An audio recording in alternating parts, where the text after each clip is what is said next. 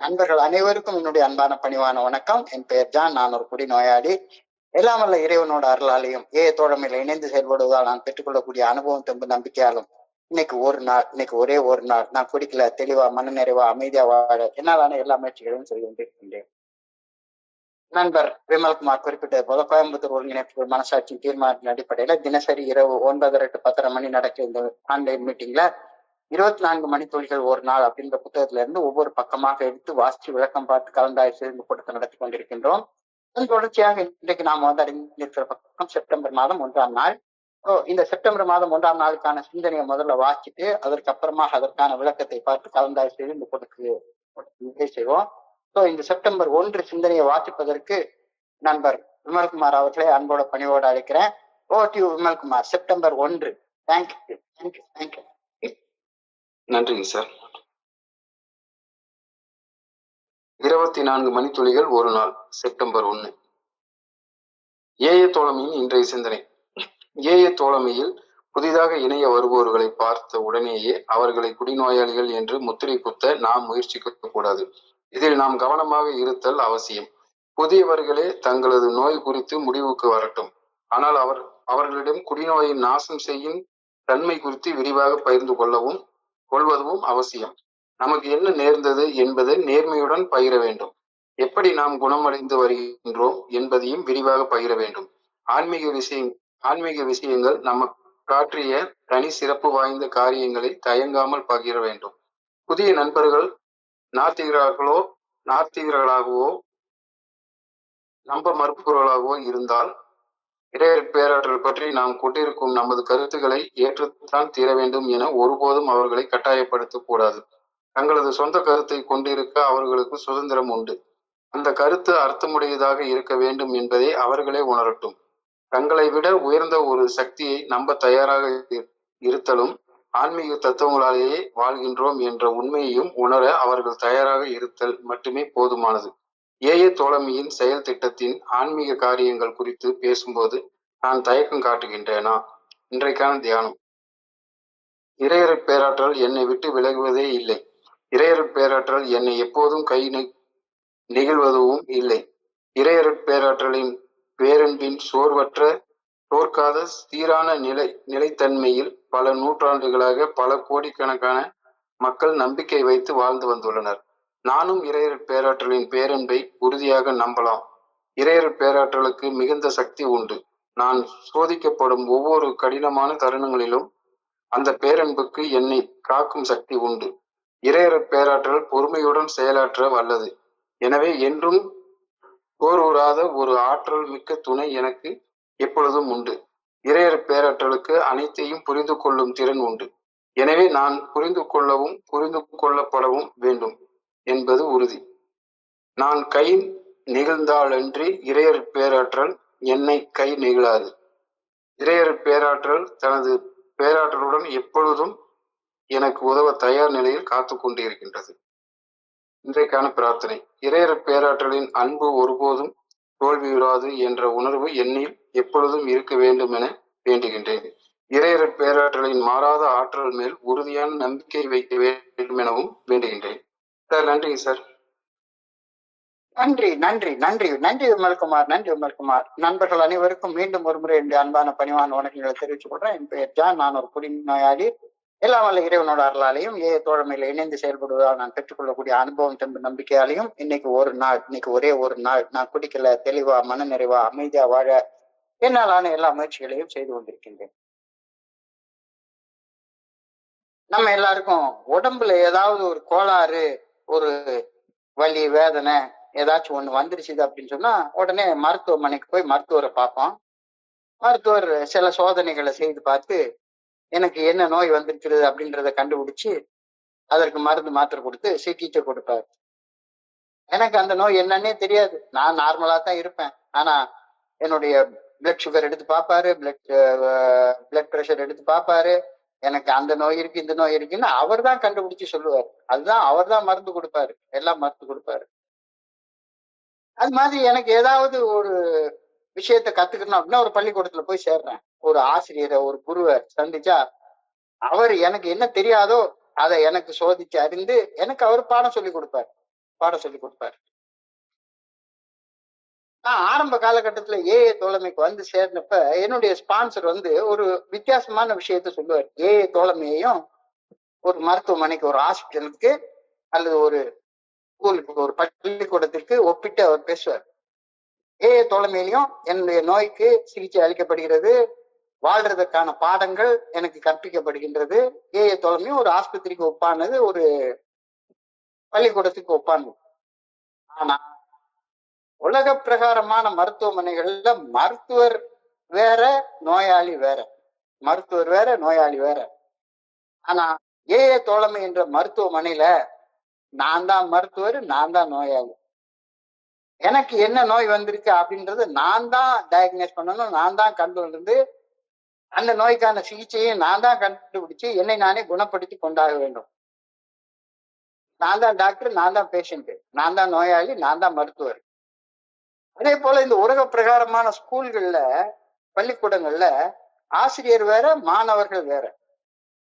ஆனா ஏஏ தோழமை என்ற கல்வி சாலையில, ஏஏ தோழமை என்ற ஸ்கூல்ல நான் தான் டீச்சரு, நான் தான் ஸ்டூடெண்ட், நான் தான் ஆசிரியர், நான் தான் மாணவர். எனக்கு என்ன பாடங்கள் கற்பிக்கப்பட வேண்டும் என்று நான் தான் கண்டுபிடிச்சு எனக்கு நானே பாடம் சொல்லி கொடுத்துக்கணும். யாரும் எனக்கு கிளாஸ் எடுக்க மாட்டாங்க, பாடம் எடுக்க மாட்டாங்க. எனக்கு இந்த நோய் வந்திருக்குன்னு எனக்கு மருந்து மாத்திரை கொடுக்க மாட்டாங்க. இது ஒரு வித்தியாசமான ஆஸ்பத்திரி, இது ஒரு வித்தியாசமான பள்ளிக்கூடம். ஏஏ தோழமையில ஒவ்வொரு நண்பரும் தங்களது குடிநோயை கண்டு உணர்ந்து தங்களையே குடிநோயாளிகள் என்று ஏற்று அறிமுகப்படுத்திக் கொள்றார்கள். நான் இங்க வந்த உடனே முதல்ல என்ன சொல்றேன், என் பேர் ஜான், நான் ஒரு குடிநோயாளின்னு சொல்றேன். இங்க வந்திருக்கிற வேற யாரையும் பார்த்து நீங்க ஒரு குடிநோயாளின்னு சொல்றது இல்ல. ஏஏ தோழமையில ஒவ்வொருவரும் தங்களது குடிநோயை கண்டு உணர்ந்து தங்களையே குடிநோயாளிகள் என்று அறிமுகப்படுத்திக் கொள்கின்றனர். ஏஏ தோழமையில யாருமே தங்களது நண்பர்களை குடிநோயாளிகள் என்று கூறுவது கிடையவே கிடையாது. நீ ஒரு குடிநோயாளின்னு யாருமே சொல்றது கிடையாது. நான் ஒரு குடிநோயாளின்னு தான் நான் சொல்லிக்கிறேன். அப்ப நானே என்னுடைய நோயை கண்டுபிடிச்சு நான் ஒரு நோயாளி என்பதை ஒப்புக்கொள்றேன். யாரும் யாருக்கும் இங்க பாடம் சொல்லி கொடுக்கறது கிடையாது, யாரும் யாருக்கும் இங்க மருத்துவம் பார்க்கறது கிடையாது. இது ஒரு வித்தியாசமான மருத்துவமனை, இது ஒரு வித்தியாசமான பள்ளிக்கூடம். இந்த வார்த்தையை மிகவும் கவனமாக தெரிஞ்சுக்கணும். இந்த கருத்தை ரொம்ப கவனமாக கத்துக்கணும். ஏல வந்து எனக்கு யாருமே மருத்துவம் பார்க்க போறது கிடையாது, யாருமே எனக்கு பாடம் சொல்லி கொடுக்க போறது கிடையாது. நான் தான் டாக்டர், நான் தான் பேஷண்ட், நான் தான் டீச்சரு, நான் தான் ஸ்டூடெண்ட். இந்த கருத்து தான் இன்றைய சிந்தனையுடைய முதல் வரியாக ரொம்ப அழகாக நம்முடைய சிந்தனைக்கு கொடுக்கப்பட்டிருக்கிறது. Be careful not to brand new prospects as alcoholics. Let them draw their own conclusion. Be careful not to brand any new prospect as alcoholics. Let them draw their own conclusion. தோழமையில புதிதாக வந்து இணைய வரும் நண்பர்களை பார்த்த உடனே அவர்களை பார்த்து நீ ஒரு குடிநோயாளி அப்படின்ற முத்திரை குத்த முயற்சி பண்ண கூடவே கூடாது, கூடவே கூடாது. இதுல நாம மிக கவனமாக இருக்க வேண்டியது அவசியம், மிக கவனமாக இருக்க வேண்டியது அவசியம். இங்கு சேரக்கூடிய புதிய நண்பர்கள் தங்களது நோய் குறித்த முடிவுக்கு அவங்க வரட்டும், அவங்க அட்மிட் பண்ணட்டும், அவங்க தெரிஞ்சுக்கிட்டு நான் ஒரு குடிநோயாளி அப்படின்றது தெரிஞ்சுக்கிட்டு நேற்று இது பண்ணுங்க, நான் ஒரு குடிநோயாளி, நான் என்ன ஒரு குடிநோயாளி எப்படி கண்டுபிடிச்சுக்கிட்டேன் அப்படின்றத என்னுடைய அனுபவத்தை நம்பிக்கை பகிர்ந்து கொள்றேன். அவ்வளவுதான், அதான் என் வேலை. அடுத்தவங்களுக்கு குடிநோய் இருக்கா இல்லையாங்கிறது அவங்க கண்டுபிடிச்சிக்க வேண்டிய வேலை, அது என் வேலை கிடையாது. இந்த கருத்து be careful not to brand new prospects as alcoholics, let them draw their own conclusion அப்படின்ற கருத்து பெரிய புத்தகத்துல, பிக் புக்ல, அத்தியாயம் 6ல ஒர்க்கிங் வித் அதர்ஸ், பிறருடன் இணைந்து பணி செய்தல் அப்படின்ற அத்தியாயத்துல தெளிவாக அழுத்தம் திருத்தமாக கூறப்பட்டுள்ளது. அடுத்தவரை குடிநோயாளி என முத்திரை குத்தாதே. உன் பக்கத்துல இருக்கக்கூடிய புதிய நண்பரை குடிநோயாளின்னு நீ சொல்லாத. மாறாக உன்னுடைய இயலாமை மற்றும் உன்னுடைய குடிநோயின் பாதிப்புகளிலிருந்து நீ மீண்ட அனுபவம் தெம்பு நம்பிக்கை மட்டும் பகிர்ந்துக்கோ அப்படின்னு பெரிய புத்தகத்துல அத்தியாயம் 6ல ஒர்க்கிங் வித் அதர்ஸ் அப்படின்ற சாப்டர்ல தெளிவான ஆலோசனை கூறப்பட்டுள்ளது. ஒரு தனி மனிதர்களும் ஏஏ தோழமையில வந்து இணையக்கூடிய ஒவ்வொரு புதிய நண்பரும் தாங்களாகவே உண்மையை உணர்ந்து கொள்ள அனுமதிக்க வேண்டும். இந்த நண்பருடைய கண்ணியத்துக்கும் அந்த நண்பருடைய பாதுகாப்புக்கும் அவருடைய தற்காப்புக்கும் நாம எந்த வகையிலும் இடைஞ்சலா இருக்கக்கூடாது. எந்த வகையிலும் இடைஞ்சலா இருக்கக்கூடாது. தனி மனிதர்கள் தாங்களாகவே உண்மையை உணர்ந்து ஒப்புக்கொள்ள அனுமதிக்க வேண்டும். தனி மனிதர்களது கண்ணியத்துக்கும் பாதுகாப்பு நாம கொடுக்கணும். கொடுக்கலன்னா அவங்க செல்ஃப் டிஃபென்ஸுக்குள்ளார போயிடுவாங்க. நம்ம சொல்றது காது கொடுத்து கேட்க மாட்டாங்க. தனி மனிதர்கள் தாங்களாகவே உண்மையை உணர்ந்து கொள்ள அனுமதிக்க வேண்டும். அவங்களை பார்த்து நீ ஒரு குடிநோயாளி அப்படின்னு சொல்லி நாம ஒரு நாள் சொல்லக்கூடாது. நான் ஒரு குடிநோயாளி, இங்க நான் தான் டாக்டர், நான் தான் பேஷண்ட். எல்லாரும் அப்படித்தான், எல்லாரும் அப்படித்தான். சோ நான் என் மீட்படைதல் மீது மட்டுமே கவனத்தை குவிக்க வேண்டும். இங்க வர்றது எல்லாருமே ஒவ்வொரு மனுஷனும் அவங்க மீட்படுதல்ல கவனத்தை குவிக்கிறதுக்காகத்தான். அதனாலதான் இதை it is a self oriented program அப்படின்னு சொல்லி சொல்றாங்க. நான் என்னுடைய மீட்படைதல் மீது மட்டுமே கவனத்தை குவிக்க வேண்டும். என்னுடைய கடந்த கால போராட்டங்கள், அதுவினால் எனக்கு ஏற்பட்ட உடல் மற்றும் மன ரீதியான எதிர்வினைகள், நான் ஒரு குடிநோயாளி அப்படின்றத நான் எப்படி கண்டுபிடிச்சு ஒப்புக்கொண்டேன், நான் எப்படி தோழமை பரிந்துரைக்கக்கூடிய 12 படிகளுடைய மீட்படை செயல் திட்டத்தை தெரிஞ்சுக்கிட்டேன், அதை வாழ்க்கையாக வாழ்ந்து எப்படி மீட்படைய ஆரம்பிச்சேன் அப்படின்றத மட்டும்தான் நான் பகிர்ந்து கொள்ளணும். அடுத்தவங்களுக்கு அறிவுரை சொல்றதோ ஆலோசனை சொல்றதோ நீ ஒரு குடிநோயாளி அப்படின்னு முத்திர குத்துறதோ அது என் வேலை இல்லை. நான் இங்க டாக்டர் கிடையாது, நான் இங்க பாடம் எடுக்கிற ஆசிரியர் கிடையாது, பிரசங்கி கிடையாது. அடுத்தவங்கள நீ இப்படிப்பட்டவன் முத்திர குத்துறத தவிர்க்கணும். நீ ஒரு குடிநோயாளி, நீ குடிக்கிறத கைவிட்டுறணும் அப்படின்னு ஒரு மருத்துவரை போல, ஒரு ஆசிரியரை போல அவருக்கு ட்ரீட்மெண்ட் பிரிஸ்கிரைப் பண்றது, அவருக்கு அறிவுரை சொல்றது, ஆலோசனை சொல்றது, இதையெல்லாம் தவிர்க்க வேண்டும். ஏனெனில் முத்திரை திணிக்கப்படும் போது ஆட்டோமேட்டிக்கா எதிர்ப்பு புரட்சி என்பது உண்டாகத்தான் செய்யும். யாருக்காச்சும் நம்ம அறிவுரை சொன்னோம்னா, அறிவுரையை கேட்டிருந்தோம்னா என்னைக்கோ உருப்பிட்டு போமே. குடிநோயாளிகளுக்கு அறிவுரை தான் வேப்பங்கா மாதிரி கசக்கும். அறிவுரை சொல்லாத அவங்க அறிவுரை வேணும்னா டாக்டர்கிட்ட போய் அறிவுரை கேட்டுக்கிட்டோம், இல்ல யாராச்சும் ஒரு ஆன்மீக குரு கிட்ட போய் அறிவுரை கேட்டுக்கிட்டோம். இங்க அனுபவம் தெம்பு நம்பிக்கை மட்டும் பகிர்ந்து கொள் அப்படின்னு இன்னைக்கு சிந்தனையில தெளிவாக கொடுக்கப்பட்டு, முத்திரை குத்துவதை தவிர்க்கவும். நீ ஒரு கோபக்கார, நீ ஒரு பயந்தாங்குள்ளி, நீ ஒரு காமாந்தக்கார, நீ ஒரு குடிநோயாளி, நீ குடிக்கிறத நிறுத்தணும், இதை செய்யணும் அதை செய்யணும் அப்படின்னு ஒரு மருத்துவரை போலவோ ஒரு ஆசிரியரை போலவோ கூறுவதை தவிர்க்க வேண்டும். ஏனெனில் முத்திரை திணிக்கப்படும் போது எதிர்ப்பு புரட்சி மேலும் அதிகரிக்க ஆரம்பிக்கும். நான் இப்படிப்பட்ட ஆளு, நான் இப்படிப்பட்ட வாழ்க்கை வாழ்ந்து கொண்டிருக்கிறேன் அப்படின்றது அந்த குடிநோயாளியை தேர்ந்தெடுக்க அவருக்கு இடமளியுங்கள் அப்படின்ற கருத்து இன்னைக்கு சிந்தனையில சொல்லப்பட்டிருக்கிறது.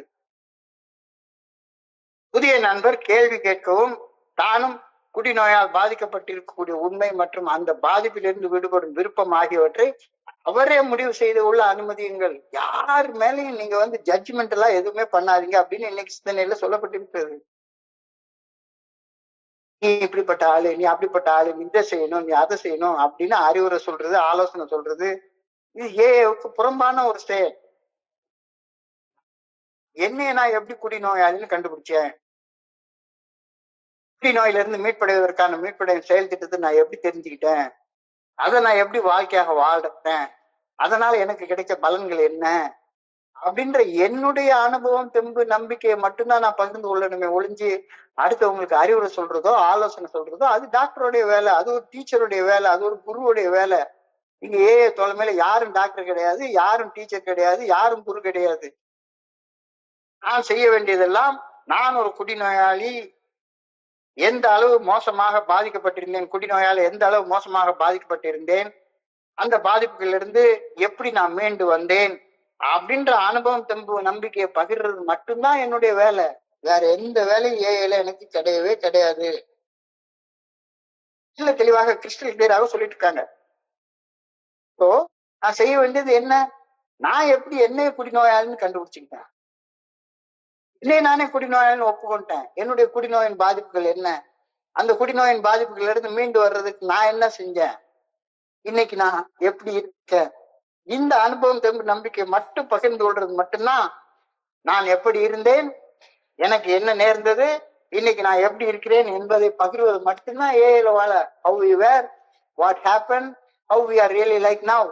இதுதான் ஏஐல நான் செய்ய வேண்டிய வேலை. வேற எந்த வேலையும் எனக்கு ஏஐல கிடையாது அப்படின்னு தெளிவாக சொல்லிட்டாங்க. Talk to them about the hopelessness of your alcoholism. Talk to them about the hopelessness of your alcoholism. Talk exactly what happened to you and how you recovered.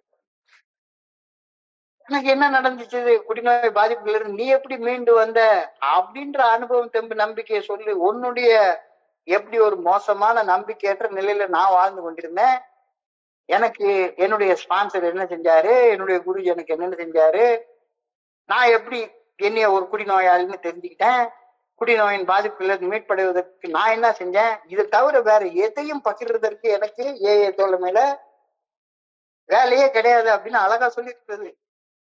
அறிவுரை சொல்றது, ஆலோசனை சொல்றது, இதெல்லாம் மருத்துவர்கள், ஆசிரியர்களுடைய வேலை.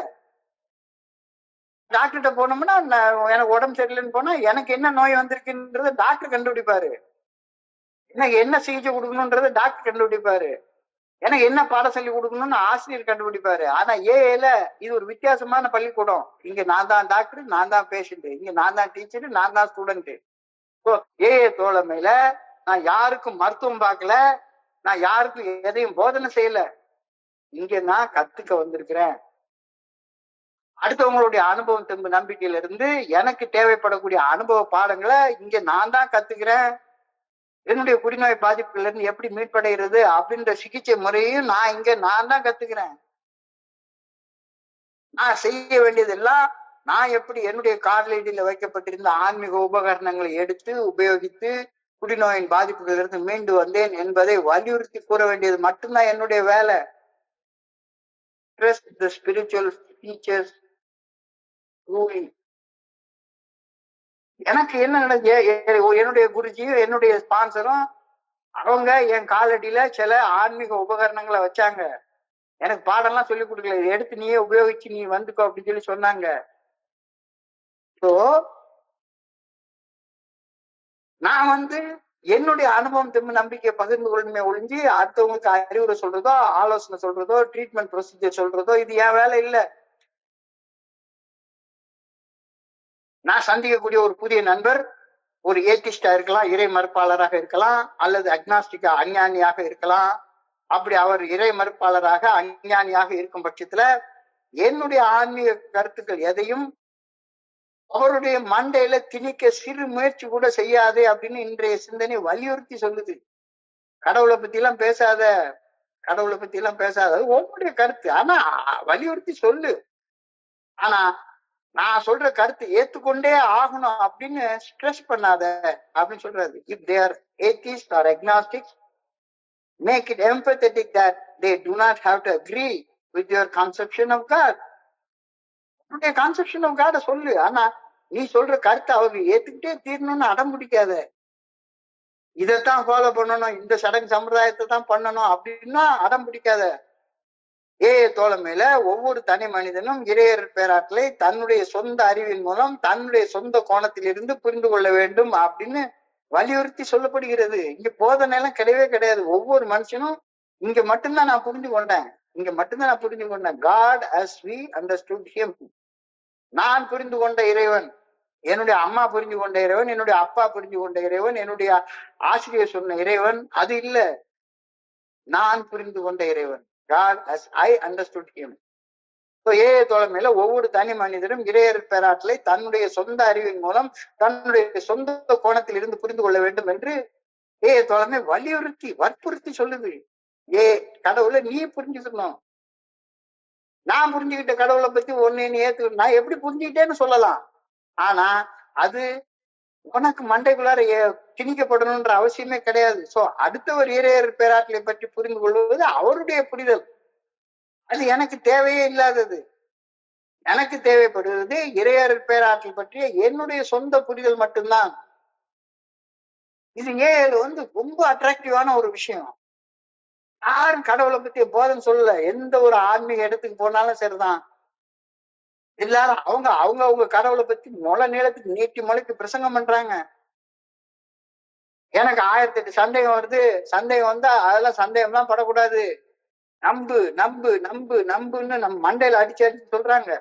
ஆனா தோழமையில ஒவ்வொரு தனி மனிதனும் இறையர் பேராற்றலை தன்னுடைய சொந்த அறிவின் மூலம் தன்னுடைய சொந்த கோணத்தில் இருந்து புரிந்து கொள்ள வேண்டும் என்று அழகா வலியுறுத்தி சொல்லுது. இங்க யாருக்கும் பாடம் எடுக்கல. யாருக்கும் பாடம் எடுக்கல. அடுத்தவர் இறையர் பேராற்றலை புரிந்து கொள்வது அவருடைய புரிதல். எனக்கு தேவைப்படுவது இறையர் பேராற்றல் பற்றிய என்னுடைய சொந்த புரிதல். நான் இறையர் பேராற்றலை என்னுடைய பக்கத்தில் இருக்கக்கூடிய என்னுடைய சக மனிதர் பார்க்கும் கோணத்தில் இருந்து பார்த்து புரிந்து கொள்வது எனக்கு கொஞ்சம் கூட பலன் தரவே தராது. சந்தேகம் தான் வரும். நான் இறையர் பேராற்றலை அடுத்தவர் பார்க்கும் கோணத்தில் இருந்து பார்ப்பது புரிந்து கொள்வது எனக்கு கொஞ்சம் கூட வேலை செய்யாது, கொஞ்சம் கூட செயலாற்றாது. நான் என்னுடைய மனித அறிவால் என்னுடைய வாழ்க்கையை இயக்க முயற்சி செய்தது படுதோல்வி அடைஞ்சிருச்சு அப்படின்ற அப்பட்டமான உண்மைய ஃபர்ஸ்ட் ஸ்டெப்லயே நான் ஏற்றுக்கொள்றேன். அதுதான் முதல் படி. நான் என்னுடைய வாழ்க்கைய என்னுடைய சொந்த மனித அறிவால இயக்க முற்பட்டு படு மோசமாக தோத்து போய் நின்று கிட்டத்தட்ட சாவர நிலைமையில இருந்தேன் அப்படின்றத ஒப்புக்கொள்றது தானே முதல் படியில நிகழக்கூடிய ஒரு விஷயம். என்னிலும் உயர்ந்த ஒரு பேராற்றல் எனக்குள்ளார அருவமாக மறைவாக உள்ளிருந்து என்னை இயக்குகின்றது அப்படின்ற மறை உண்மையை பேருண்மையை 2வது படியில ஒப்புக்கொள்றேன். இந்த மறை உண்மையை பேருண்மையை முழுமையாக ஏற்பது தவிர்க்க முடியாது. ஏன்னா முதல் படியில என்னுடைய மண்டையில இருக்கக்கூடிய கொஞ்சோண்டு அறிவால என்னால வாழ்க்கை வாழ முடியல அப்படிங்கிறது தானே அப்பட்டமான யதார்த்தமான உண்மை. உண்மையை ஏற்றுக்கொண்டால் நன்றாக வாழ முடியும் என்ற நம்பிக்கை எல்லாருக்கும் இயல்பாக வந்து அடையும் அப்படின்ற கருத்து தெளிவாக சொல்லிட்டாங்க. நீ மட்டும் 1வது படியில ஏறு, ஆட்டோமேட்டிக்கா உன் கால் 2வது படிக்கு ஏறிடும். என்னுடைய சொந்த மண்டையில இருக்கக்கூடிய இத்தினோண்டு மூளையால ஒண்ணுமே செய்ய முடியல அப்படின்ற அந்த உண்மையை நான் ஏற்றுக்கொள்ளும் போது என்னைய எனக்குள்ளார அருவமாக மறைவாக ஒரு பெரிய ஆற்றல், இந்த பிரபஞ்சத்தை இயக்கக்கூடிய பேராற்றல் எனக்குள்ளார இருந்து என்னை இயக்கி கொண்டிருக்கின்றது அப்படின்ற உண்மையை ஏற்கும் போது கடவுளே எனக்குள்ளார இருக்கிறாரு, என்னாலும் நல்லா வாழ முடியும் அப்படின்ற நம்பிக்கை என்னால வந்தடைய முடியுது. சோ அந்த நம்பிக்கை வந்து அடைந்த பின்னர் வாழ்வதற்கான நல்ல ஒழுங்கான வழிகாட்டுதலை நானே புரிந்து கொள்ள வேண்டும். யாருக்கிட்ட இருந்து நீ ஆலோசனை கேட்காத, அறிவுரை கேட்காத, தேவையே இல்லாதது. இதுதான் தோழமை செயலாற்றக்கூடிய முறைமை. இங்க ஸ்பான்சர் வழிகாட்டி யாருக்கு வழிகாட்டல முடியாது. நிறைய நண்பர்கள் அவங்க என்னமோ ஒரு வேலை செய்வாங்க, அவங்க வேலைன்னா என்னன்னு எனக்கு தெரியாது. ஒரு நண்பர் ஒரு டிரைவராக இருப்பாரு, அல்லது ஏதாச்சும் ஒரு எலக்ட்ரிஷியனா இருப்பாரு, பிளம்பரா இருப்பாரு. அந்த வேலையை பத்தி எனக்கு என்னமே தெரியாது. என் வேலையில என்ன செய்யணும்ன்ற அறிவுரை ஆலோசனை எல்லாம் என்கிட்ட கேட்டா எப்படி? கடவுளை பத்தி நான் புரிஞ்சு கொண்டதை பத்தி ஆலோசனை அறிவுரை என்கிட்ட கேட்டா எப்படி? என்னுடைய சொந்த மனித மூளையால அறிவால என்னால வாழ முடியல அப்படின்றத ஒப்புக்கொள்ற நேரத்துல எனக்கு அப்பாற்பட்ட ஒரு சக்தி அருவமாக மறைவாக எனக்குள்ளார இருந்து என்னை இயக்குகின்றது அப்படின்ற உண்மையை ஏற்றுக்கொள்ளும் போது இயல்பாக இயற்கையாக நம்பிக்கையை நான் வந்தடைகின்றேன். I come to believe, I did not believe, I came to believe. அந்த பிலீஃப் வந்ததுக்கு அப்புறமாக ஆட்டோமேட்டிக்கா 3வது படியில கால் ஏறுது. ஒரு படியில காலை ஏற்றி வச்சு அதுல ஊனணும்னா ஆட்டோமேட்டிக்கா என்ன ஆகும்? தரையில இருக்கிற கால் 2வது படிக்கு போயிடும். 2வது படியில ஊனிட்டேன்னா முதல் படி இருக்கிற கால் 3வது படிக்கு போயிடும். ஆட்டோமேட்டிக்கா இயல்பா இயற்கையாக போகும். சோ இதுதான் தோழமை செயலாற்றும் முறைமை அப்படின்ற கருத்தை எனக்கு சொல்லிட்டாங்க. One can choose any conception he likes provided it makes sense to him. அடுத்தவங்க சொல்றது உனக்கு புரியல பிடிக்கல அப்படின்னா விட்டுரு வேண்டாம். The main thing is that they are willing to believe in a power greater than ourselves and that they live by the spiritual principles. அவர்கள் புரிந்து கொண்ட இறைவன், காட் என்றால் நல்ல ஒழுங்கான வழிகாட்டுதல். இறைவனை நீ புரிஞ்சுக்கோ, அந்த இறைவன் நீ எப்படி வாழணும்னு விரும்புறாரோ அந்த அறிவை நீ பெற்றுக்கோ, அந்த அறிவின்படி வாழு. One can choose any conception he likes provided it makes sense to him. The main thing is that they are willing to believe in a power greater than themselves, and that they live by spiritual principles. என்னை இயக்கக்கூடிய இறையர் பேராற்றலை நான் புரிந்து கொள்ள வேண்டியது என்னுடைய பொறுப்பு. என்னை இயக்கக்கூடிய இறையர் பேராற்றலை நான் புரிந்து கொள்ள வேண்டியது என்னுடைய பொறுப்பு. ஆனால் என்னுடைய அறிவாற்றல், என்னுடைய மனோதிடம், அதால என்னுடைய வாழ்க்கையை இயக்க முயன்று நான் தோற்று நின்றது யதார்த்தமான உண்மை. யதார்த்தமான உண்மை. இந்த உண்மையை ஏற்று என்னிலும் உயர்ந்த ஒரு சக்தி அருவமாக மறைவாக எனக்குள்ளார் இருந்து என்னை இயக்குகின்றது என்ற உண்மையை ஏற்று என்னாலும் மன தெளிவோடு வாழ முடியும் அப்படின்ற நம்பிக்கை வந்தடைவது இறையர் பேராற்றலை புரிந்து கொள்வதற்கான ஒரு ஒரு பேசிக் ரிக்குவயர்மெண்ட். அது இல்லைன்னா இறையர் பேராற்றலை புரிஞ்சு கொள்ளவே முடியாது. இப்போ நான் இறையர் பேராற்றலை எப்படி புரிஞ்சு கொண்டேன்,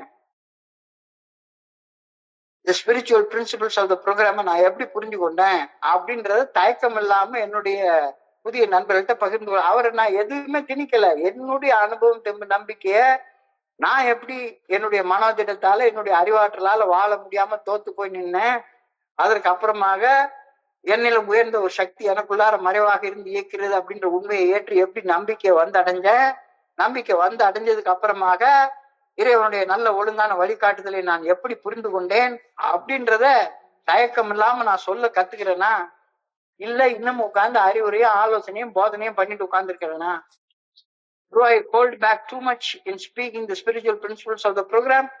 தோழமையின் செயல் திட்டத்தின் ஆன்மீக காரியங்கள் குறித்து பகிரும் போது தயங்கி நிற்கின்றேனா? நேற்றுக்கு சொன்னாங்க, எஸ் அங்கலா பேசுனதுக்கு அடுத்த படி 2வது படி 3வது படி இதுல பேசுறப்ப எனக்கு தயக்கம் வருதா? இல்ல முதல் பட்டிலே நின்றுகிட்டே உட்கார்ந்துட்டு தாய்ப்பாலே குடிச்சுக்கிட்டே உட்கார்ந்து இருக்கணும். தாய்ப்பாலை குடிக்கிறதுக்கு ஒரு எல்லைக்கு மேல குடிக்க முடியாதுல்ல. பிறந்த குழந்தைக்கு கொஞ்ச நாள் தாய்ப்பால் தேவை. ஆனா வாழ்நாள் முழுக்குமே தாய்ப்பால் குடிச்சா வாழ முடியாது இல்ல. ஸோ 1வது படியில ஏறினதுக்கு அப்புறமா 2வது படிக்கு ஏற வேண்டிய அவசியம் இன்னைக்கு சொல்லப்பட்டிருக்கிறது. தோழமையின் செயல் திட்டத்தின் ஆன்மீக காரியங்கள் குறித்து பகிரும் போது தயங்கி நிற்கின்றேனா? அப்படி இன்னமும் தயங்கி நின்றுட்டு ட்ரங்கலாக மட்டுமே பேசிட்டே அலைஞ்சிட்டு இருக்கேன் அப்படின்னு சொன்னா, ஏன்னா ட்ரங்கலாக தாய்ப்பால் கூப்பிட்டு சொன்னாங்க நேத்தைக்கு.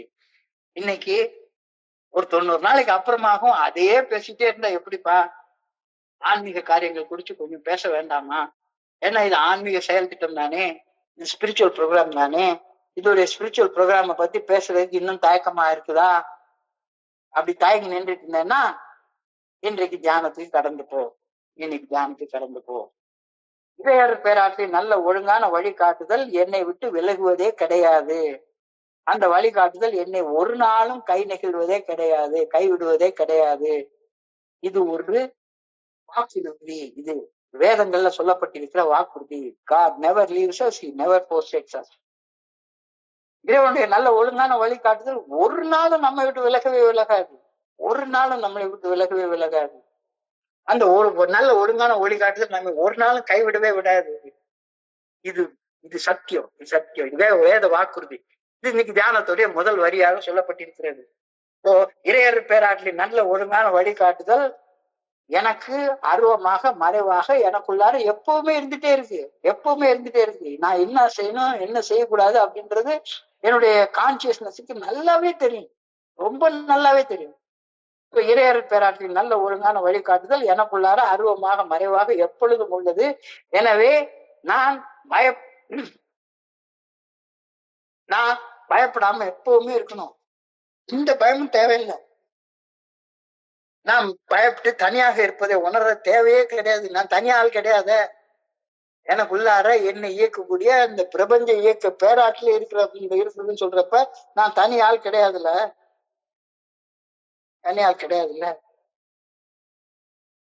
ரொம்ப கஷ்டமான காலத்துல கூட இறையர் பேராற்றின் உதவி எனக்கு சீராக கிடைச்சுக்கிட்டே இருக்குது. ரொம்ப மோசமான காலங்கள்ல கூட கடவுளுடைய உதவி எனக்கு இல்லாம இருந்ததே கிடையாது. நல்ல ஒழுங்கான வழிகாட்டுதல் இல்லாம இருக்குது. நான் தான் என்னுடைய மண்டையோடைய அறிவை வச்சுக்கொண்டு தப்பா செஞ்சுக்கிட்டு தப்பா வாழ்ந்துட்டு இருந்தேன். ஆனா மிக கடினமான காலங்கள்ல கூட இறையர் பேராற்றின் உதவி சீராக எனக்கு கிடைத்து கொண்டே இருந்தது. God never leaves us, God never forsakes us. இறையர் பேராற்றலுடைய பேரன்புடனான நல்ல ஒழுங்கான வழிகாட்டுதல் சீரான நிலைத்தன்மை உடையது. எப்பவும் நான் நிறைய நேரங்கள்ல பார்த்திருக்கிறேன். நிறைய நேரங்கள்ல இந்த செயலை செய்யாதடா செய்யாதடா செய்யாதடான்னு உள்ள இருந்து ஒரு குரல் எனக்கு சொல்லிக்கிட்டே இருக்கும். அந்த குரலை உதாசீனப்படுத்தாம தப்பு செய்ய யாருக்கும் முடியாது. அந்த குரலை உதாசீனப்படுத்திட்டு போயாங்கிட்டு வாழ்ற காலம் கொஞ்ச காலம், நான் என் மனம் போன போக்குல வாழ்வேன், தாண்டோண்டித்தனமா வாழ்வேன், சித்தம் போக்கு சிவம் போக்குன்னு வாழ்வேன் அப்படின்னு நானா போய் வாழ்ந்தாதான் உண்டு. இந்த இறையர் பேராருடைய நல்ல ஒழுங்கான வழிகாட்டுதல் சீரான நிலைத்தன்மை உடையது. அது ஒரு நாளும் சோர்வா அடையவே செய்யாது. எந்த நேரம் தப்பு பண்ணாலும் சரிதான், தப்பு பண்ணாதுன்னு உள்ள இருந்து சொல்லிக்கிட்டே இருக்கும். அது எப்பவுமே என்னை தோக்கவே விடாது. என்னுடைய அறிவு தான் என்னை தோக்க வைக்கும். என்னுடைய நல்ல ஒழுங்கான வழிகாட்டுதலுக்கு பணிந்து செயல்படுறப்ப நான் தோக்குறதுக்கு வாய்ப்பே கிடையாது. பல நூற்றாண்டுகளாக பல கோடிக்கணக்கான மக்கள் கண்டுபிடிச்ச பெரிய உண்மை இது. இந்த பேரன்புடனான நல்ல ஒழுங்கான வழிகாட்டுதலை நம்பி அந்த நல்ல ஒழுங்கான வழிகாட்டுதல் இப்படி வாழ்ந்து வாழ்ந்தவங்க தானே வேதங்களாக அனுபவங்களை எழுதி வச்சுட்டு போயிருக்காங்க, பிக் புக் எழுதி வச்சுட்டு போயிருக்காங்க. இறையர் பேராற்றலின் பேரன்புடனான நல்ல ஒழுங்கான வழிகாட்டுதல் சீரான நிலைத்தன்மை உடையது. அது ஒரு நாளும் சோர்வடையாது, எப்பொழுதும் தோற்காது. பல நூற்றாண்டுகளாக கோடிக்கணக்கான மக்கள் இந்த பேரன்புடனான நல்ல ஒழுங்கான வழிகாட்டுதலை நம்பி அந்த நல்ல ஒழுங்கான வழிகாட்டுதலுக்கு படிந்து வாழ்ந்துட்டு போயிருக்காங்க முன்னால போனவங்க. எனவே நானும் எனக்குள்ளார அருவமாக இருந்து என்னை நல்ல ஒழுங்கான திசையில வழி நடத்தும் இறையர் பேராற்றின் நல்ல ஒழுங்கான வழிகாட்டுதலை உறுதியாக நம்புற வாய்ப்பு எனக்கு இருக்கு. நான் தான் அதை வேண்டாம்னு அப்பப்ப தள்ளி விட்டுறேன். Down through the centuries, thousands have believed in the consistency, untiringness, and unfailing love of God. God has love, and forever I can be sure of His love. நான் நல்லா வாழணும் அப்படின்னு எனக்குள்ளார இருந்து அவர் எனக்கு சொல்லிக்கிட்டே இருக்காரு. நல்ல ஒழுங்கான வழிகாட்டுதல கொடுத்துக்கிட்டே இருக்காரு என்னுடைய மனசாட்சியின் மூலமாக. நான் தான் அதை அதுக்கு பணிஞ்சு நடக்காம நான் நோண்டித்தனமா நான் போன பாதையில நான் அதான் எனக்கு செய்வேன்னு சொல்லி நான் தான் அடம் பிடிச்சு செஞ்சுட்டே இருக்கேன். இறையர் பேராற்றலின் ஆற்றல் அளவிட முடியாதது. இந்த பிரபஞ்சத்தை இயக்கக்கூடிய ஆற்றல் அது. இந்த பிரபஞ்சத்தை இயக்கக்கூடிய ஆற்றல் தான் என்னுக்குள்ளார இருந்து என்னையை இயக்கிக்கிட்டு இருக்குது. இறையர் பேராற்றலின் ஆற்றல் அளவிட முடியாதது. நான் தவறு சோதிக்கப்படும் தருணங்கள்ல என்னை நல்ல ஒழுங்கான திசையில வழி நடத்தும் ஆற்றல் அந்த இறையர் பேராற்றலுக்கு உண்டு. அது என்னுடைய மனுஷ மூளைக்கு கிடையாது, கான்சியஸ்னஸ்க்கு தான் உண்டு. என்னுடைய மனுஷ மூளை என்னைய தப்பான செயல் செய்யறதுக்கு தான் என்னைய வழிகாட்டும். அதனால மனுஷ மூளையை நம்பி எந்த வழிகாட்டியுடைய ஆலோசனையோ அறிவுரையோ கேட்காத. உன்னுடைய சொந்த மனசாட்சியை கேளு, அதை பின்பற்றி நட. இறைவனுடைய நல்ல ஒழுங்கான வழிகாட்டுதல் உனக்குள்ளார இருக்கு. அது ஆற்றல் மிக்க வழிகாட்டுதல். இறையர் பேராற்றின் ஆற்றல் அளவிட முடியாதது.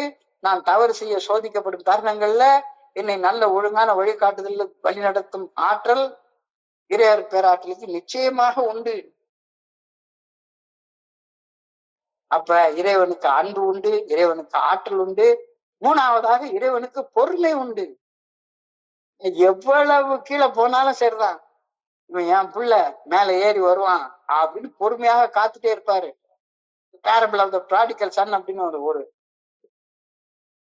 ஒரு ஒரு ஊதாரி பையன் அப்பாவுடைய சொத்து எல்லாத்தையும் எடுத்து போய் அழிச்சு ஒண்ணும் இல்லாம இருந்து சாப்பிடுறது கூட இல்லாம கடைசியில பன்னி மேய்க்கிற வேலைக்கு போய் பன்னிக்கு போடுற தவிட சாப்பிடுறது கூட கொடுக்க மாட்டேங்குது இந்த உலகம். அந்த நிலைமையில வாழ்ந்துட்டு இருக்கிறப்ப அந்த இறையர் பேராற்றல் அவனும் திரும்பி வருவான் அப்படின்னு பொறுமையோட காத்துட்டு இருக்கிறது. இறையர் பேராற்றலுக்கு பொறுமை உண்டு. நான் தவறான பாதையில் சென்று கொண்டு இருந்தாலும் இறையர் பேராற்றலுடைய நல்ல ஒழுங்கான வழிகாட்டுதலின் பாதைக்கு திரும்பி வர பொறுமையோட இறைவன் காத்து கொண்டே இருக்கிறார். ஒரு பொறுமையோட எப்பயாச்சும் என் பிள்ளை என்கிட்ட திரும்பி வருவான் அப்படியே அந்த ஆற்றல் காத்து கொண்டே இருக்கிறது. அந்த கிறுக்க மாதிரி சுத்தி அழிஞ்சிட்டு இருக்கேன். எங்க போனாலும் கடைசியில வீட்டுக்கு வந்துதான் ஆகணும். எவ்வளவு பண்ணினாலும் சரிதான். ஏன்னா உலகத்துல சொல்லிட்டு தானே கடைசியில பண்ணி திங்கிற தவிடு கூட கிடைக்காது உனக்கு. அப்ப இறைவனுடைய ஆற்றலுக்கு அன்பு உண்டு, இறைவனுடைய ஆற்றலுக்கு அளவே கிடையாது, இறைவனுடைய ஆற்றலுக்கு பொறுமை உண்டு, இறையர் பேராற்றலுக்கு படைப்பனைத்தையும் புரிந்து கொள்ளும் தன்மையும் உண்டு. அண்டர்ஸ்டாண்டிங். நான் என்ன ஏது, இவன் எப்படிப்பட்டவன், இவன் ஏன் இப்படி செய்யறான், இவனுடைய கர்ம வினை என்ன, எல்லாமே கடவுளுக்கு தெரிஞ்சது தானே. இறையர் பேராற்றலுக்கு படைப்பனைத்தையும் புரிந்து கொள்ளும் ஆற்றல் உள்ளது. என்னுடைய எண்ணங்களை இதயங்களை கூர்ந்து ஆய்வு செய்கின்ற ஆற்றல் இறையர் பேராற்றலுக்கு உண்டு. எனக்கு தான் தெரியாது நான் தான் என்ன செய்யறேன்னு சொல்லி என் பாட்டுக்கு தான் வந்துட்டு கிறுக்க மாதிரி அலைஞ்சிட்டு இருப்பேன். ஆனா நான் செய்யக்கூடிய செயல் விளைவுகள், ஐயோ என் பிள்ளை இப்படி போறானே அப்படின்னு அப்பாவுக்கு நல்லா தெரியும். ஆனாலும் பொறுமையோட காத்துட்டு இருக்கிறாரு மாறி வரணும் அப்படின்னு. ஏதாச்சும் ஒரு இடத்துல முட்டு சந்தில மூத்திர சந்தில போய் நின்றுகிட்டு முட்டிக்கிட்டு திரும்பி வருவேன். என்னை புரிந்து கொள்ளக்கூடிய ஆற்றலும் இறைவனுக்கு உண்டு.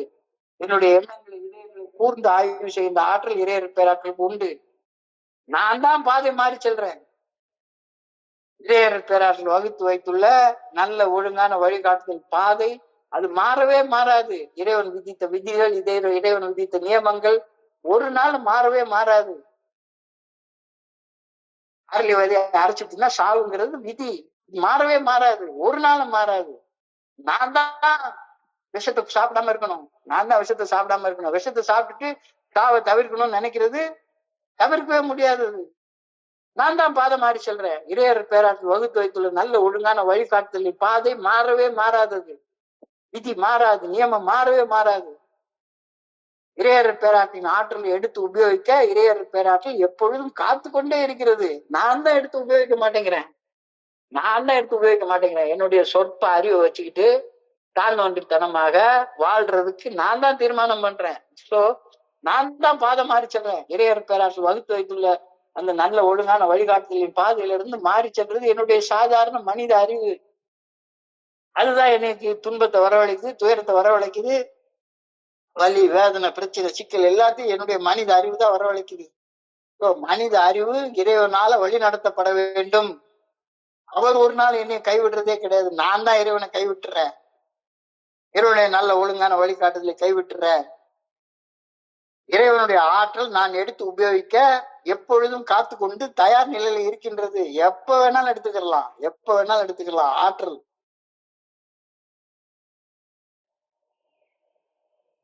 அளவிட முடியாத ஆற்றல், அளவிட முடியாத பொறுமை, அளவிட முடியாத அன்பு, அளவிட முடியாத புரிதல். So God has love, God has power, God has patience, God has understanding. எனக்கு எதுவுமே கிடையாது. அன்பு வேணுமா, கடவுள்கிட்ட இருந்தா அதை பெற்றுக்கொள்ள முடியும். ஆற்றல் வேணுமா, கடவுள்கிட்ட இருந்தா பெற்றுக்கொள்ள வேண்டியும். பொறுமை வேணுமா, கடவுள்கிட்ட இருந்தா அதை பெற்றுக்கொள்ள முடியும். புரிதல் வேணுமா, கடவுள்கிட்ட இருந்தா அதை பெற்றுக்கொள்ள முடியும். Unless I shun his love, his power, his understanding, his patience will never go away from him. நான் தான் அதை விட்டு விலகி போவேன். அவர் என்னை விட்டு ஒரு நாள் விலகி போறதே கிடையாது. அந்த ஆற்றல் ஒரு நாள் என்னை விட்டு விலகி போறதே கிடையாது. God is always ready with his power. நல்ல புரிஞ்சுக்க வேண்டிய ஒரு ஆழமான தியானம் இது. கவனத்தை குவிச்சு சிந்திக்க வேண்டிய விஷயம். அதாவது ஒரு பெரிய பணக்காரனுடைய பிள்ளை சாப்பிடுறதுக்கு பிச்சை எடுத்துட்டு உட்கார்ந்துருந்தான் அப்படின்னு சொன்னா என்ன அர்த்தம்? என்னுடைய குருஜி ஒரு கதை சொல்லுவாரு. ஒரு பெரிய பணக்காரன்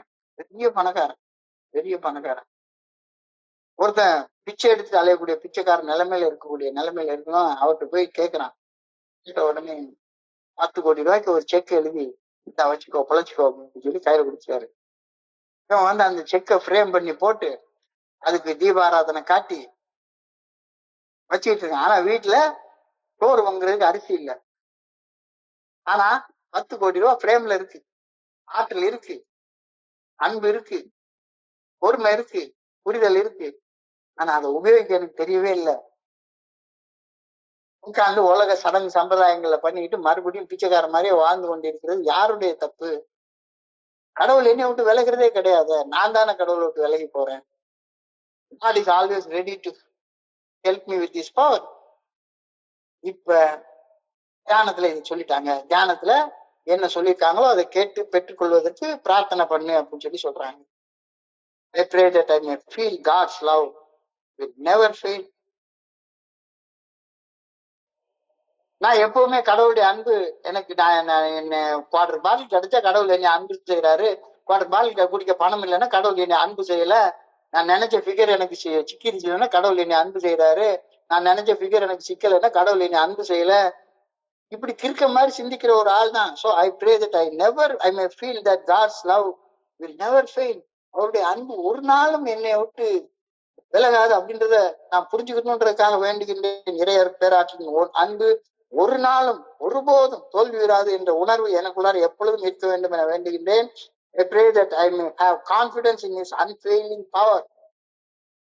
அவருடைய ஆற்றல் ஒரு நாளும் தோக்காது. இறையர் பேராற்றலின் மாறாத ஆற்றல் மேல் உறுதியான நம்பிக்கை வைக்க வேண்டும் என்று நான் வேண்டுகின்றேன். எனக்கு எப்பவுமே சந்தேகம் வந்துருது. எனக்கு என் மண்டை மேல உள்ள என்னுடைய அறிவு மேல மட்டும்தான் நான் நம்பிக்கை வைக்கிறேன். கடவுளுடைய ஆற்றலை கேட்டு பெற்றுக்கொண்டு வாழணும்னு என்னால ஒரு நாள் நம்பிக்கை வைக்கிறதே கிடையாது. தாண்டவண்டித்தனமா வாழ மட்டும்தான் எனக்கு தோணுது. ரொம்ப அழகாக இன்றைய சிந்தனை, தியானம், பிரார்த்தனை சொல்லப்பட்டிருக்கிறது. இன்றைக்கு கொடுத்த சிந்தனை, தியானம், பிரார்த்தனைய சுருக்கமாக கொஞ்ச நேரத்துல பார்த்துக்கோம். எனக்கு ஒரு உடம்புல ஒரு கோளாறு அப்படின்னா டாக்டர்கிட்ட போறேன். டாக்டர் எனக்கு என்ன நோய் வந்திருக்கு அப்படின்னு அவரு 7000 டெஸ்ட் எடுத்து பார்த்து என்ன சிகிச்சை பண்ணணும் அப்படின்றத அவர் தீர்மானம் பண்றாரு. ஒரு அறிவு கெட்டத்தனமா நான் ஒரு பள்ளிக்கூடத்துல போய் சேர்றேன், எனக்கு அறிவே இல்லை அப்படின்னா எனக்கு என்ன பாடம் சொல்லி கொடுக்கணும், என்ன சிலபஸ் சொல்லி கொடுக்கணும் அப்படின்னு ஆசிரியர் தீர்மானம் பண்றாரு. ஆனா தோழமை ஒரு வித்தியாசமான மருத்துவமனை, தோழமை ஒரு வித்தியாசமான பள்ளிக்கூடம். இங்க நான் தான் டாக்டரு, நான் தான் பேஷண்ட், இங்க நான் தான் ஸ்டூடெண்ட், நான் தான் டீச்சரு. நான் எனக்கு என்ன நோய் வந்திருக்கு அப்படின்றத டயக்னைஸ் பண்ண வேண்டிய வேலை என்னுடைய வேலை. அந்த டயக்னைஸ் தக்கவாறு பிரிஸ்கிரிப்ஷனை எடுத்துக்கொள்ள வேண்டியது என்னுடைய வேலை. சிகிச்சை முறைமையை நான் தான் புரிந்து கொள்ளணும். தோழமையில ஒவ்வொருவரும் தங்களது குடிநோயை கண்டுணர்ந்து தங்களையே குடிநோயாளிகள் என்று அறிமுகப்படுத்திக் கொள்றாங்க. நான் ஒரு குடிநோயாளின்னு சொல்லிக்கிறேன் ஒழிஞ்சு நீ ஒரு குடிநோயாளின்னு யாருமே சொல்றதே கிடையாது. இது ரொம்ப ரொம்ப ரொம்ப ரொம்ப கவனமாக தெரிந்து கொள்ள வேண்டிய ஒரு விஷயம். ஒன்னே நீ குடிநோயாளின்னு சொல்லி ஒழிஞ்சு அடுத்தவனை குடிநோயாளின்னு சொல்றாத. Be careful not to brand new prospects as alcoholics. Let them draw their own conclusion. தோழமையில் புதிதாக இணையவர் நண்பர்களை பார்த்து அவர்களை குடிநோயாளி என்று முத்திர குத்தாத. இதுல கவனமாக இருக்க வேண்டியது மிக அவசியம். புதியவர்களை அவங்களே அவங்களுடைய நோய் குறித்த முடிவுக்கு வரட்டும். இது அழகாக ஒர்க்கிங் வித் அதர்ஸ் அப்படின்ற சாப்டர்ல தெளிவாக ஆழமாக எழுதப்பட்டிருக்கிறது. நான் தோழமையில வர்றது என்னுடைய மீட்படைதல் மீது கவனத்தை குவித்து செயல்படுவதற்காக மட்டும்தான் இங்க வர்றேன். அடுத்தவங்க குடிநோயாளிகள், கோபக்காரங்க, காமாந்தக்காரங்க அப்படின்னு முத்திர குத்துறது தடுக்கணும். நான் ஒரு குடிநோயாளி, நான் ஒரு கோபக்காரன், நான் ஒரு பயந்தாங்குள்ளி, நான் ஒரு காமாந்தக்காரன், இதையெல்லாம் கைவிடணும். இதை விட்டுவிட்டு அடுத்தவனை பார்த்து ஒரு மருத்துவரை போல, ஒரு ஆசிரியரை போல நீ இதை செய்யாத, அதை செய்யாத, இதை செய்ய, அதை செய்யும் சொல்றதுக்கு நான் இங்க வரவே இல்லை. முத்திரை குத்துவது அடுத்தவங்களோட எதிர்ப்பு தான் சம்பாதிச்சு கொடுக்கும். நான் செய்ய வேண்டியதெல்லாம் நான் எப்படி குடிநோயாளி என்று மோசமான நிலையில இருந்தேன், எனக்கு என்ன நடந்தது, இன்னைக்கு நான் எப்படி இருக்கிறேன் அப்படின்ற அனுபவம் நம்பிக்கை பகிர்ந்து கொள்வது மட்டும்தான் என்னுடைய வேலை. Talk to the new prospect about your hopelessness, about your alcoholism.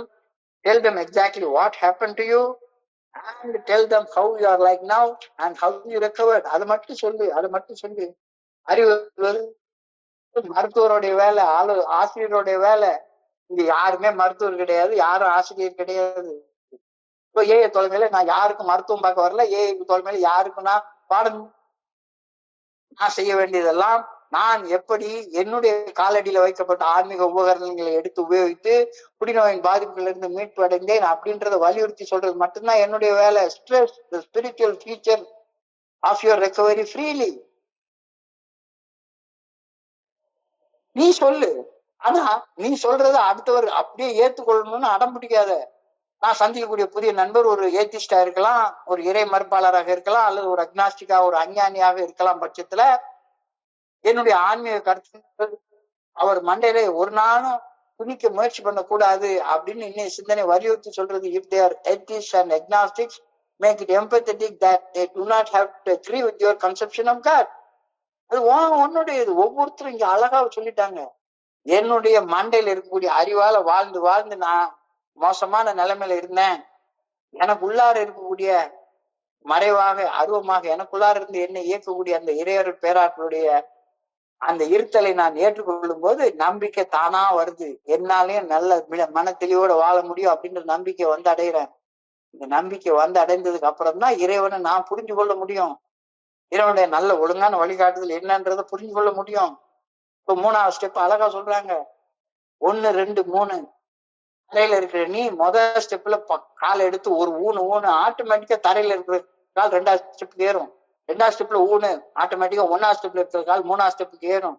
3வது ஸ்டெப்புக்கு ஏறினதுக்கு அப்புறம் தான் யாரும் உன்னையும் ஏத்தி விடணும்னு நினைக்காத. நீ காலை ஊனு தானா அடுத்த கால் மேல ஏறும். One can choose his own conception of God, provided it makes sense to him. The main thing is that they are willing to believe in a power greater than themselves and that they live by the spiritual principles. என்னை இயக்கும் இறையர் பேராற்றலை புரிந்து கொள்ள வேண்டியது என்னுடைய பொறுப்பு. எங்க அம்மா சொன்ன கடவுள், அப்பா சொன்ன கடவுள், ஆத்தா சொன்ன கடவுள் அதெல்லாம் கிடையவே கிடையாது. என்னுடைய அறிவாற்றலால், என்னுடைய மனோதிடத்தால், என்னுடைய வாழ்க்கையை இயக்கம் என்று தோற்றி நின்றது யதார்த்தமான உண்மை. அதைத்தான் முதல் படியில ஏற்றுக்கொள்றோம். என்னில் உயர்ந்த ஒரு சக்தி அருவமாக எனக்குள்ளார இருந்து என்று என்னை இயக்குகின்றது அப்படின்ற உண்மை 2வது படியில ஏற்றுக்கொள்றோம். மன தெளிவோட வாழ முடியும் அப்படின்ற நம்பிக்கை தானா வருது.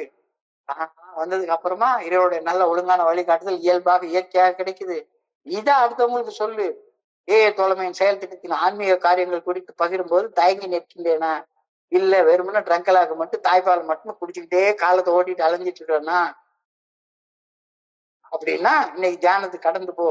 இறையர் பேராற்றலின் நல்ல ஒழுங்கான வழிகாட்டுதல் என்னை விட்டு விலகுவதே இல்லை. அது என்னை கைவிடுவதே கிடையாது, கை நிகழ்வதே கிடையாது. இது இறைவன் எனக்கு கொடுக்கக்கூடிய பிராமிஸ். அவருடைய ஆற்றல், அவருடைய அன்பு, அவருடைய பொறுமை, அவருடைய புரிதல் அது எப்பவுமே இருந்துட்டே இருக்குது. நான் தான் அதை விட்டு விலகி போறேன். இறையர் பேராற்றலின் பேரன்புடைய நல்ல ஒழுங்கான வழிகாட்டுதல் சீரான நிலைத்தன்மை உடையது. ஒரு நாள் அது டயர்டாகவே ஆகாது, ஒரு நாள் அது தோக்காது. பல நூற்றாண்டுகளாக கோடிக்கணக்கான மக்கள் இந்த பேரன்புடனான நல்ல ஒழுங்கான வழிகாட்டுதலை நம்பி அந்த ஒழுங்கான வழிகாட்டுதலின்படி வாழ்ந்து பலனடைந்துள்ளனர். கண்ணால பாக்குறோம். அப்போ வாழ வேண்டியது இப்ப என்னுடைய பொறுப்பு. எனவே நான் எனக்குள்ளார அருவமாக இருந்து என்னை நல்ல ஒழுங்கான திசையில் வழி நடத்தும் இறையர் பேராற்றின் நல்ல ஒழுங்கான வழிகாட்டுதலை இப்ப நம்ப வேண்டியது என்னுடைய பொறுப்பு. தாராளமா நம்பலாம். Down through the centuries, thousands have believed in the consistency, untiringness, unfailing love of God. God as love. Then forever I can be sure of his love. So, இறைவன் அன்புடையவர். இதனுடைய ஆற்றல் அளவிட முடியாதது. இறைவனுடைய பொறுமை அளவிட முடியாதது. இதனுடைய புரிதல் அளவிட முடியாதது. என்னால கடவுளை புரிஞ்சு கொள்ளவே கஷ்டம். அப்போ என் பங்குல அடுத்தவங்க சொல்ற கருத்து எனக்கு சந்தேகத்தை தான் விளைக்கும். எனக்குள்ளார இருக்கக்கூடிய மனசாட்சியை நான் புரிஞ்சு கொள்ற நேரத்துல ஆட்டோமேட்டிக்கா எனக்கு நல்ல ஒழுங்கான வழிகாட்டுதல் எனக்கு காட்டப்படுகின்றது. இறையர் பேராற்றல் படைப்பனைத்தையும் புரிந்து கொள்ளும் ஆற்றல் உள்ள ஒரு ஆற்றல். என்னுடைய எண்ணங்கள் எல்லாமே கடவுளுக்கு நல்லா தெரியும். அது மாதிரி சொல்றது யாரு? கடவுளை பாத மாதிரி சொல்றாரு.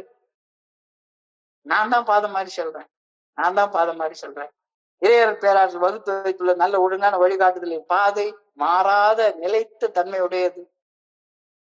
நான் தான் அவருடைய ஆற்றலை எடுத்து உபயோகிக்க வேண்டும். நான் உபயோகிக்கணும்னு அது எப்பவுமே காத்துட்டே இருக்குது. தோழமையில என்னுடைய குருஜி சொல்லுவாரு, ஒரு தங்க சுரங்கத்துக்கே வந்தாச்சு. என்ன கேட்டாலும் கொடுக்கக்கூடிய ஒரு காமதேனு, கல்பத்தரு மரம், என்ன கேட்டாலும் கொடுக்கும். அதுகிட்ட போய் எனக்கு ஒரு நாளைக்கு சாப்பாடு வேணும்னு கேட்டு உட்கார்ந்துருக்கேன். ஒரு நாள் நைட்டு படுத்து தூங்குறதுக்கு ஒரு பொம்பளை வேணும்னு கேட்டுட்டு உட்கார்ந்துருக்கேன். குடிக்கிறதுக்கு வாட்டர் பாட்டில் வேணும்னு கேட்டுட்டு உட்கார்ந்துருக்கேன். நிம்மதி வேணும், நிறைவு வேணும் அப்படின்னு நான் கேட்கறதே கிடையாது. So God has that love, God has that power, God has that patience, God has that understanding. Unless I shun his love, his power, his patience, his understanding, He will never go away from me. God is always ready with His power. அவருடைய சக்தியால எப்பவும் எல்லாம் உலகம் படைந்த நாள்ல இருந்து இன்னைக்கு வரைக்கும் அவருடைய சக்தி மாறாதது, அப்படியே இருந்துட்டே இருக்கு. நான் தான் அதை எடுத்து உபயோகிக்க மறுத்துட்டு இருக்கிறேன். நான் தான் உட்காந்து பாடம் சொல்லி கொடுத்துட்டு உட்காந்துருக்கேன். வந்துருக்கவங்க எல்லாருக்கும் நீ எப்படி வாழணும், எனக்கே வாழ தெரியல, ஆனா நான் அடுத்தவங்களை எப்படி வாழ்றதுன்னு பாடம் எடுத்து உட்கார்ந்து இருக்கேன். So I pray that I may feel God's love will never fail. இறையர் பேராற்றின் அன்பு ஒருபோதும் தோல்விராது என்ற உணர்வு எனக்கு எப்பொழுதும் இருக்க வேண்டும் என இறைவா உண்மை பணியோடு வேண்டிக் கொள்கின்றேன். I pray that I may have confidence in His unfailing power. இறையர் பேராற்றின் மாறாத ஆற்றல் மேல் உறுதியான நம்பிக்கை வைக்க வேண்டும் என வேண்டுகின்றேன். ஸோ அழகான சிந்தனை, அழகான தியானம், ஆழமான பிரார்த்தனை. ஸோ இன்றைய பகுதியை படிக்கிறப்ப என் மனதை கடந்த இந்த சிந்தனைகளை உங்களோட பகிர்ந்து கொள்ள இந்த நல்ல வாய்ப்பு உருவாக்கி கொடுத்த இந்த குழுவிற்கு என்னுடைய மிக பணிவான நன்றிகளை தெரிவித்துக் கொள்றேன். இதுவரைக்கும் பொறுமையாக கேட்ட ஒவ்வொரு நண்பருக்கும் என்னுடைய பணிவான நன்றிகள். இந்த இரவு பொழுது நண்பர்களுக்கு இனிமையான இரவாக அமையணும் இறைவனை பணியோடு வேண்டிக் கொள்கின்றேன். நன்றி, நன்றி, நன்றி, நன்றி, நன்றி, நன்றி, நன்றி. பேச